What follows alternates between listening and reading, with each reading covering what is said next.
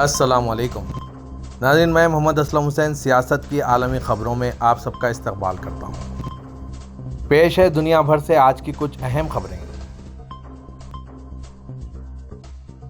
سعودی عرب میں حج و عمرے کی وزارت نے اعلان کیا ہے کہ وہ متبادل پروازوں کو محفوظ بنائے گی اور برطانیہ، امریکہ اور یورپ سے آنے والے زائرین کے لیے اضافی نشستیں فراہم کر رہی ہے۔ متعلقہ حکام کے تعاون سے کوششوں کے حصے کے طور پر مملکت میں داخل ہو رہے زائرین کو بھی فوری طور پر ویزے جاری کیے جا رہے ہیں۔ یہ اس وقت ہوا جب لوگوں کو الیکٹرانک پورٹل کے ذریعے حج کے لیے درخواست دینے کے دوران ٹیکنیکی مسائل کا سامنا کرنا پڑا اور انہیں پروازوں میں محدود نشستوں تک رسائی حاصل تھی۔ سعودی پریس ایجنسی نے جمعرات کو اطلاع دی کہ عمانی عازمین کا پہلا گروپ آج حج سے قبل خالی کوارٹر بندرگاہ کے ذریعے مملکت پہنچا ہے۔ آج یعنی جمعرات کو ذی الحجہ کا آغاز ہوا ہے، وہ مہینہ جس کے دوران حج کیا جاتا ہے۔ حج کا پہلا دن 8 ذی الحجہ 7 جولائی کو ہوگا اور حج کا اختتام اس ماہ کی 12 تاریخ یعنی 11 جولائی کو ہوگا۔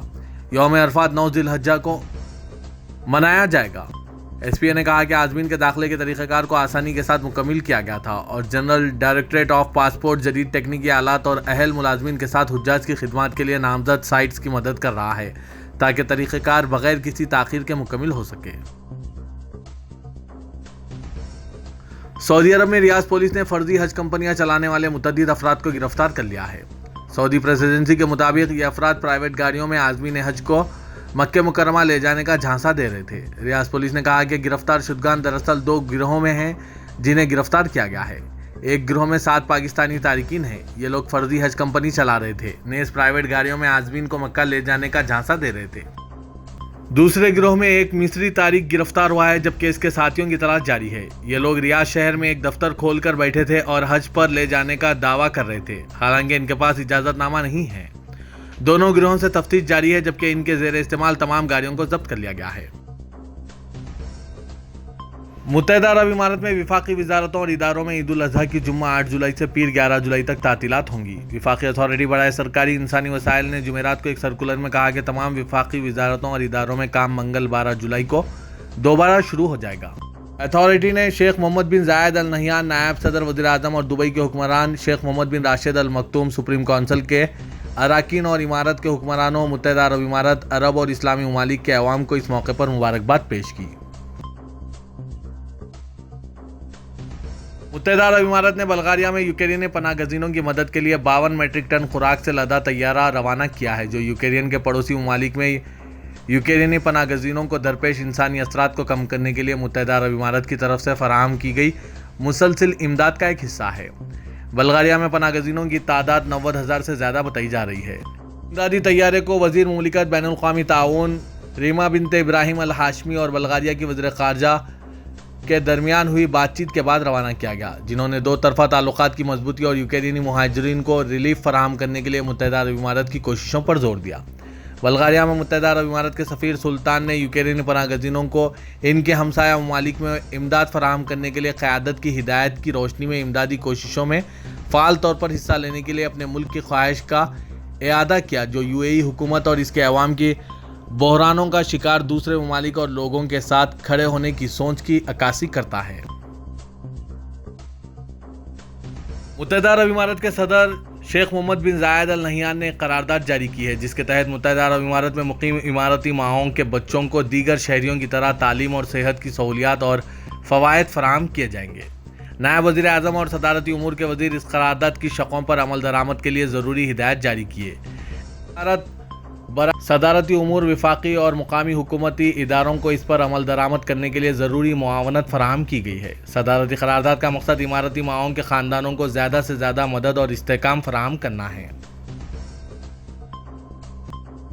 کویت کی حکومت نے خاندان اور سیاحوں کے لیے داخلے کے ویزوں کے اجراء کے لیے ایک نئے نظام پر غور کر رہی ہے۔ کویت کی وزارت داخلہ نے کہا کہ ویزا کی میعاد ختم ہونے پر وزیٹر کی روانگی کو یقینی بنانے اور 3 ماہ کے دورے کی تجدید کو روکنے کے لیے ایک سخت طریقہ کار وضع کرنے کے لیے عمل جاری ہے۔ ویزے کے طریقہ کار کو منظم کرنے کے ضوابط کے ساتھ نئے نظام کی تیاری میں کویت نے پیر سے وزٹ ویزوں کا اجراء عارضی طور پر روک دیا ہے۔ عمان نیوز ایجنسی کی ایک رپورٹ میں بتایا گیا ہے کہ سلطنت عمان سرمایہ کاروں کے رہائشی پروگرام کے دوسرے مرحلے کے اندر بہت جلد باصلاحیت تارکین وطن کو طویل مدتی رہائشی ویزے دینے پر غور کر رہی ہے۔ نیا فیصلہ عمان میں 2040 ویژن کے نفاذ کا ایک حصہ ہے۔ اس فیصلے کا اعلان سرمایہ کاری اور برآمدات کی ترقی کے قومی پروگرام کے سربراہ خالد الشعیبی نے ویژن 2040 کے نفاذ کے لیے فالو اپ یونٹ کی 2021 کی سالانہ رپورٹ پیش کرنے کے دوران کیا ہے۔ امریکہ کے صدر جو بائیڈن نے کہا ہے کہ ہمارا ترکی کے ہاتھ F-16 طیارے فروخت کرنا ضروری ہے اور اس کے لیے ہم کانگریس سے منظوری حاصل کر سکتے ہیں۔ جو بائیڈن نے اسپین کے دارالحکومت میڈرڈ میں نیٹو سربراہ اجلاس کے اختتام پر پریس کانفرنس کا انعقاد کیا۔ ایک سوال کے جواب میں کہا کہ آپ نے ترکی کے ہاتھ F-16 طیاروں کی فروخت کے بارے میں صدر رجب طیب اردوغان سے وعدہ کیا ہے۔ جو بائیڈن نے کہا کہ میں نے انہیں جو ماہ دسمبر میں کہا تھا وہی اب کہہ رہا ہوں، ہمیں ترکی کے ہاتھ F-16 کی فروخت کرنی چاہیے، اس کے علاوہ طیاروں کو بھی جدید بنانا چاہیے، ایسا نہ کرنا ہمارے مفاد میں نہیں ہے۔ جو بائیڈن نے کہا کہ میں نے ماہ دسمبر سے اپنے موقف کو تبدیل نہیں کیا۔ صدر امریکہ جو بائیڈن کا کہنا ہے کہ امریکہ یوکرین کی اس بات کو یقینی بنانے کے لیے جب تک اس میں وقت لگے گا اس کی حمایت کرتا رہے گا تاکہ اسے روس سے شکست نہ ہو۔ دوسری طرف روس کی وزارت دفاع نے اعلان کیا ہے کہ اس کی فوجیں بحر اسود میں واقع جزیرہ اسنیک سے جذبہ خیر سگالی کے طور پر پیچھے ہٹ گئی ہے، جس کا مقصد یوکرین کی بندرگاہوں سے خوراک کی برآمدات دوبارہ شروع کرنے کی کوششوں کے لیے ماسکو کی حمایت کا مظاہرہ کرنا ہے۔ یوکرینی حکام نے اس اعلان کو اپنی فوج کی فتح قرار دیا ہے۔ برطانوی وزیر اعظم بورس جانسن نے روس یوکرین جنگ کی وجہ سے پیدا ہوئے اناج کے بحران کا حل تلاش کرنے میں ترکی کے صدر رجب طیب اردوغان کی کوششوں کی تعریف کی ہے۔ برطانوی وزیر اعظم کے دفتر کے ترجمان نے جانسن اور اردوغان کے درمیان اسپین کے دارالحکومت میڈرڈ میں نیٹو سربراہ اجلاس دائرہ کار میں ہوئی ملاقات کے بارے میں بیان کرتے ہوئے بتایا کہ جانسن نے ترکی، سویڈن اور فن لینڈ کی طرف سے دستخط کیے گئے سہ فریقی میمورنڈم پر اطمینان کا اظہار کیا۔